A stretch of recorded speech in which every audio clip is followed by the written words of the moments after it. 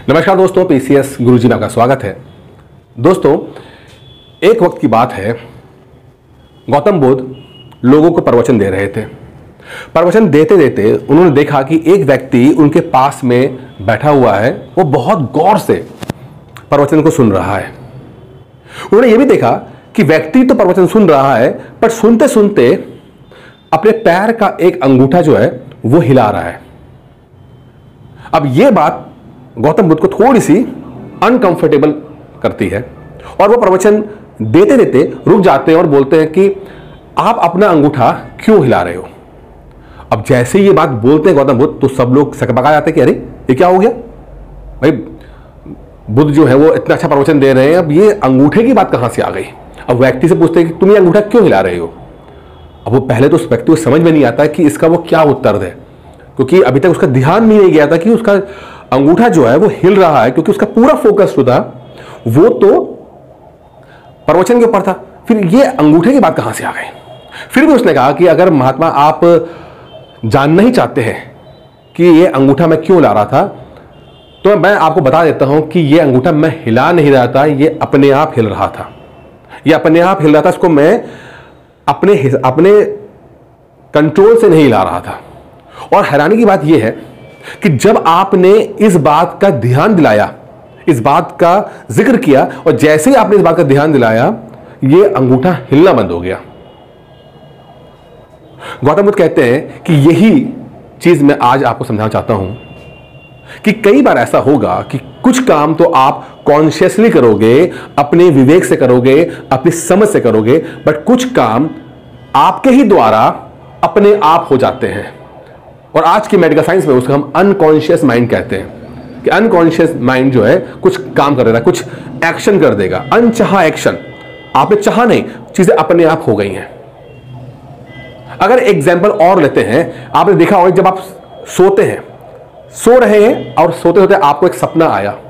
सपने में आपने बहुत ही डरावना दृश्य देखा और दृश्य को देखते देखते आप डर गए, सपने में भी डरे, और उसका रिएक्शन ये हुआ कि आप जो सो रहे थे और सिर्फ सपना देख रहे थे, लेकिन उसका एक्शन ये हुआ कि आप भी अनकंफर्टेबल हो जाते हो उस दृश्य को देख के। सपने में देखते हुए दृश्य को देखते हुए आप अनकंफर्टेबल हो जाते हो।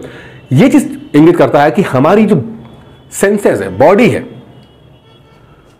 हमें जितना इंफॉर्मेशन देना चाहती हैं उतनी देती हैं, पर कई बार ऐसी चीजें होती हैं कि चीजें हमारे कंट्रोल से बाहर होती हैं और हम इसको कंट्रोल नहीं कर पाते हैं। तब तक नहीं कर पाते हैं जब तक हम इसकी तरफ पूरा प्रॉपर ध्यान ना दें। पढ़ाई में भी कुछ ऐसा ही है कि आपको पता है कि पढ़ना क्या है। पीसीएस के बारे में आपने अच्छी खासी इंफॉर्मेशन इकट्ठी कर ली है और आप पढ़ रहे हो, आपको स्ट्रैटेजी पता है, किताबें पता है। और किताबों के बारे में तो मैं आपको सही कहूंगा कि किताबें, एक फ्लॉप होने वाला बच्चा यानी जिंदगी में कभी से प्री नहीं निकालेगा और एक टॉपर बच्चा, इन दोनों के बुक लिस्ट में कोई विशेष फर्क नहीं होता है। लगभग वही किताबें दोनों पढ़ रहे होते हैं, फ्लॉपर भी और टॉपर भी। लेकिन टॉपर टॉप कर जाता है उन किताबों को पढ़ के, फ्लॉपर कभी भी पढ़ नहीं पाता है। आप लोग ने भी अपने एक्सपीरियंस देखा होगा कि कई बार आपको पता है कि यार ये स्ट्रैटेजी है, ये बुक्स हैं, आप पढ़ भी रहे हो, आपको जागरूकता भी है इस मामले में, पर देखते देखते आप देखते हो कि अब पता नहीं कैसे आप एक दुकान पे गए और दुकान पे जाकर किताब खरीद के लिए आए। अब आपकी स्ट्रैटेजी में योजना और कुरुक्षेत्र पढ़ना नहीं था। लेट्स सपोज योजना कुरुक्षेत्र पढ़ना नहीं था, लेकिन आप दुकान पे जाते हो, दुकान में देखते हो कि दो लोग खरीद रहे हैं और दुकान में किताबें रखी हुई हैं, आप जाके उसे परचेस कर ले आते हो। परचेस करते हो, थोड़ा पढ़ते हो और फिर उसको रख देते हो आप। और ऐसा कई बार होता है, आप बुक शॉप पे जाओगे, किताबें खरीद के लेकर आओगे, उस समय आपको बहुत इंटरेस्टिंग लगेगी, आप ले आओगे उसे, पढ़ नहीं पाओगे, पढ़ तो बिल्कुल नहीं पाते हो आप। आपकी 95% से ज्यादा किताबें एक बार भी पूरी नहीं पढ़ी गई हैं। 95% से ज्यादा किताबें आपकी एक बार भी पूरी नहीं पढ़ी गई हैं आपकी।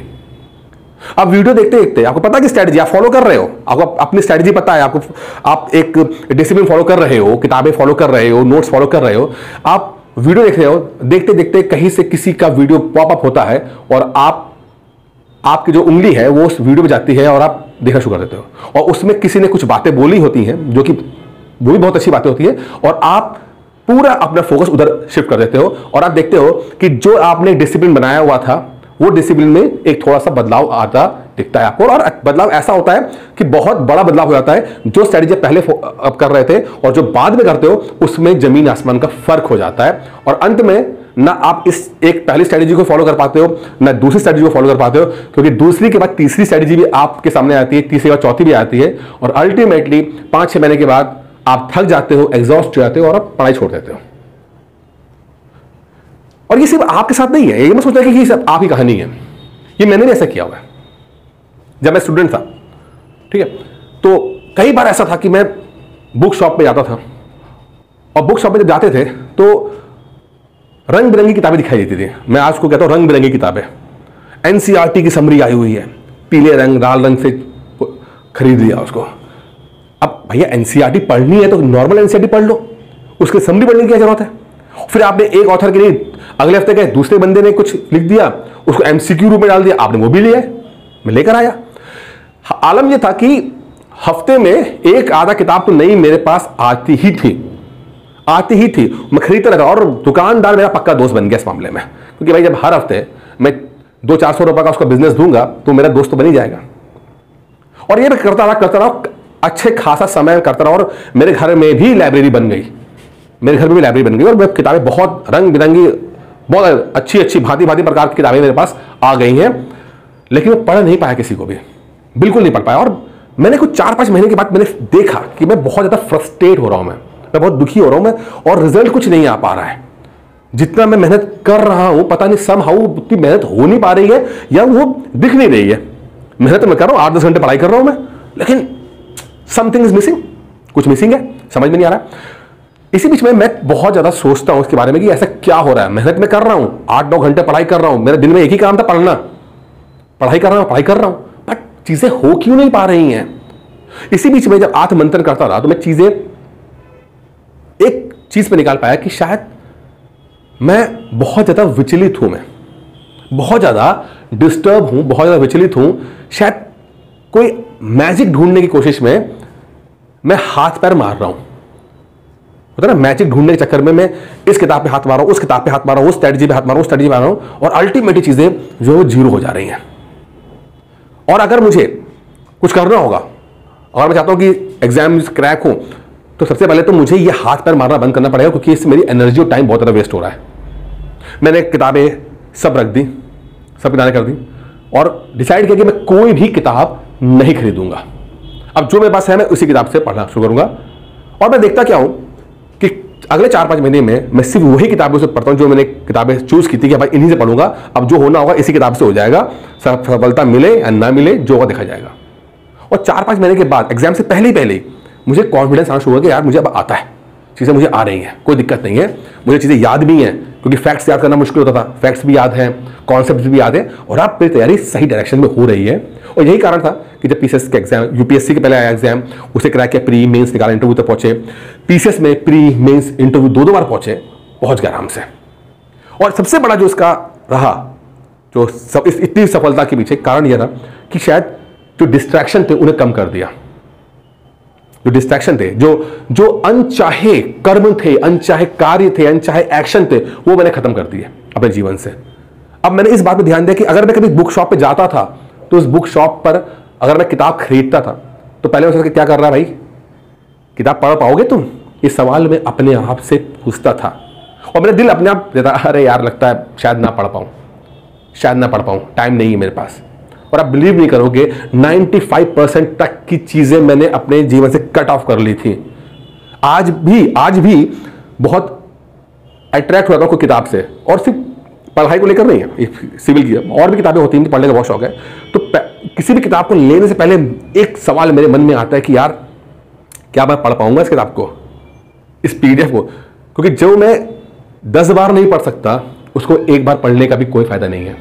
जिस किताब को मैं 10 बार नहीं पढ़ सकता उसको एक भी बार पढ़ने का कोई फायदा नहीं है, क्योंकि एक बार पढ़ने से आपको सफलता नहीं मिलेगी। एक बार पढ़ने के बाद आप उस नॉलेज को नंबर्स में कन्वर्ट नहीं कर पाओगे।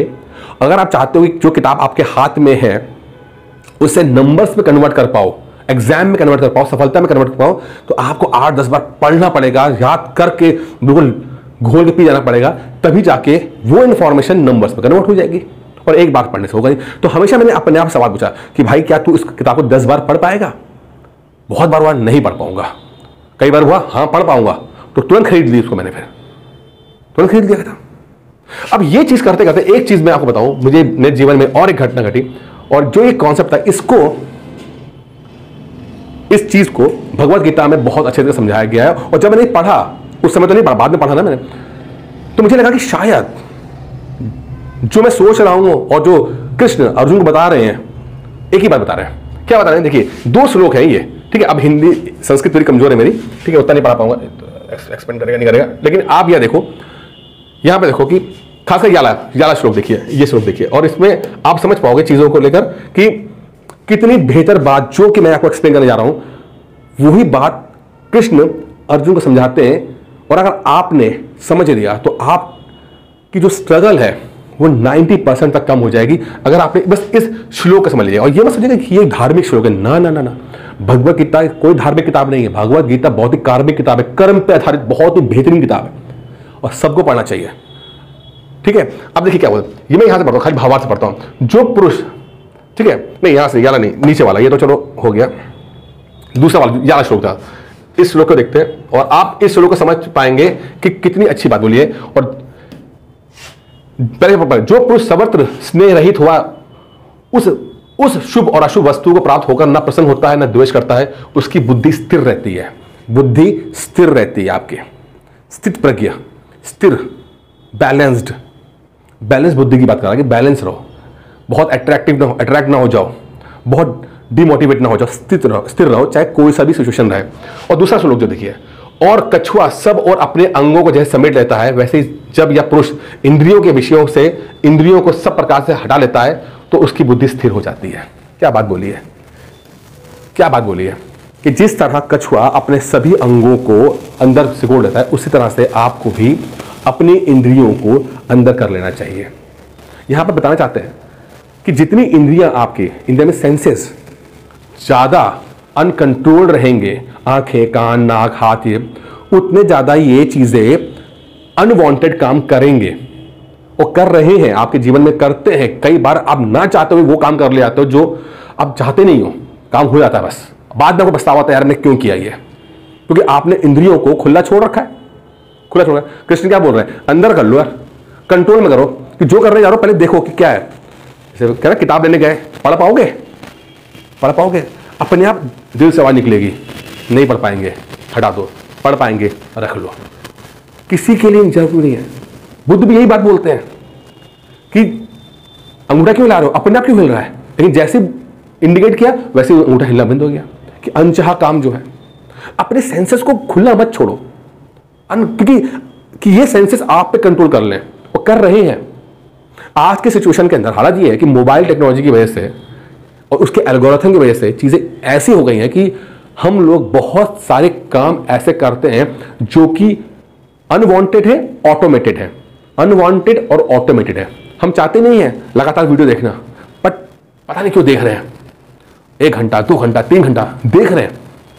इस तरह की चीजें हम लोग को मिल रही हैं हमारे, क्योंकि हमें सेंस अच्छा लगते हैं। हम जब शॉर्ट वीडियो देखते हैं, देखते देखते देखते घंटा 2 घंटा निकल जाता है, हमारे सेंसेस को वो प्लेजर देता है, इंजॉय कराता है। और यही कुछ आपके पढ़ाई के साथ है। जब आप पढ़ना शुरू करते हो तो आप जो पढ़, क्योंकि देखिए सफल आदमी की स्ट्रेटजी बोरिंग है, आप बताएंगे सफलता इज वेरी बोरिंग। सफलता में अगर आप एक्साइटमेंट ढूंढोगे, अप्स एंड डाउन ढूंढोगे, आप पढ़ाई नहीं कर पाओगे, सफल कभी नहीं हो पाओगे। अगर आपने उसमें बहुत सारे एक्शन देखे तो अल्टीमेटली कुछ नहीं होने वाला, जीरो हो जाओगे। लेकिन अगर आपने पढ़ाई को बोरिंग रखा, बोरिंग मतलब होता है कि आपने एक स्ट्रेटजी बना ली कि भैया मैं ये पढ़ना है, बस खत्म, दैट्स ऑल।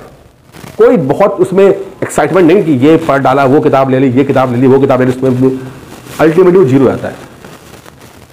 अब जब ऐसा करते हो तो क्या होता है ना, बॉडी जो है ना वो मजा नहीं आता उसको। आपकी इंद्रियों कहती है यार क्या कर रहा है यार, कुछ दूसरी किताब लेकर आओ, नई किताब लेकर आओ, बहुत दिन से पढ़ रहे हैं इस किताब को, हटाओ दूसरी किताब लेकर आओ, हर रोज टीचर को दूसरे टीचर को लेकर आओ, क्योंकि उसमें मजा नहीं आ रहा, उसमें एक्साइटमेंट का एलिमेंट कम आ रहा है।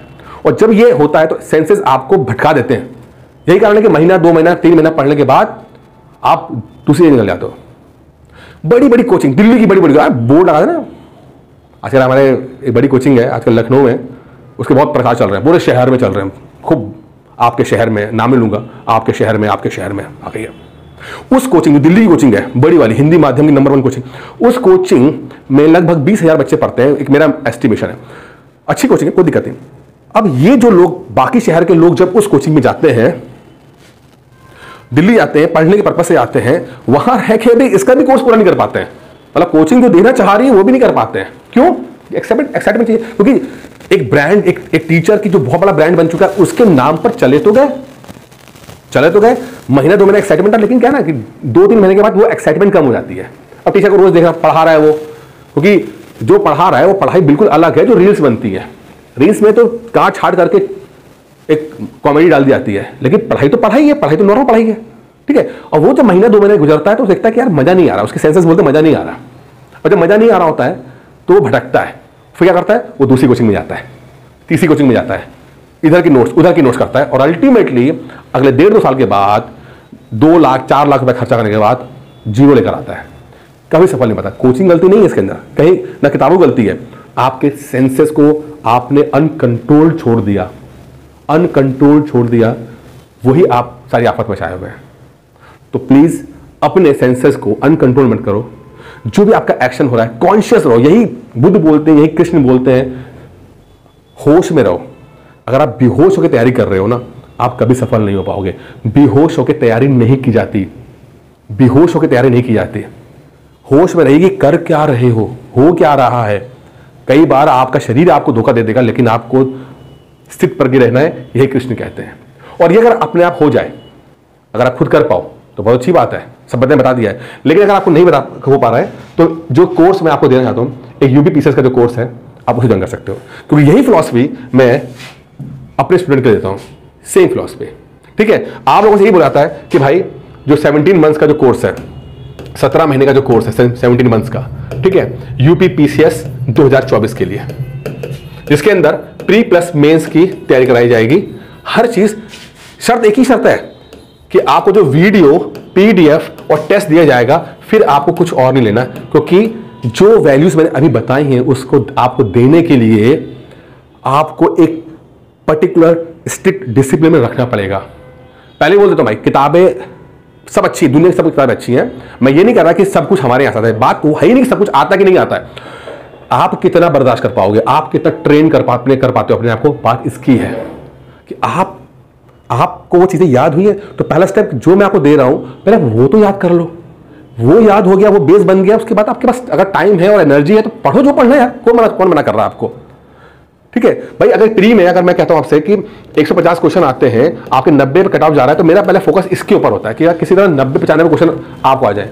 तो आपका सिलेबस में इतना कर देता हूं, मैं छोटा कर देता हूं कि इस पे फोकस, मैं बाकी के 60 क्वेश्चन पे फोकस ही नहीं करता।